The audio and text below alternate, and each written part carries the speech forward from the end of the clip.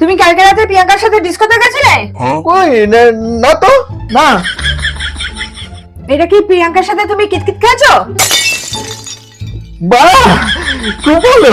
তুমি এখানে প্রিয়াঙ্কাকে দেখতে পাচ্ছ, আমাকে দেখতে পাচ্ছ। আমার মানে বাধ্যতাটা বুঝতে পারছো না কতটা বাধ্য হয়ে আমি ওকে নিয়ে গেছি। কি বাধা ছিল তোমার? আরে আমি মানে পার্টিতে গিয়ে প্রিয়াঙ্কার সাথে যা যা করছি আমি সেগুলো তোমার সাথে করতে চাই, কিন্তু তারপর জানতে পারলাম যে পার্টিতে অনেক বাজে বাজে ছেলে আসে, তারা মেয়েদের দিকে খুব খারাপ নজরে তাকায়।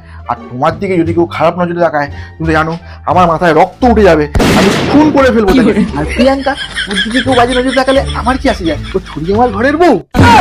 তাই তুমি আমাকে এত ভালোবাসো? তাহলে ওই একটা কুকুর একটা গাড়ির টায়ার দেখলে যতটা ভালোবাসে ততটা ভালোবাসি।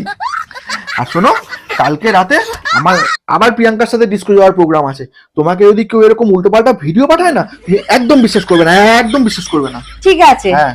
তুমি যাও। मैं झुकेगा नहीं।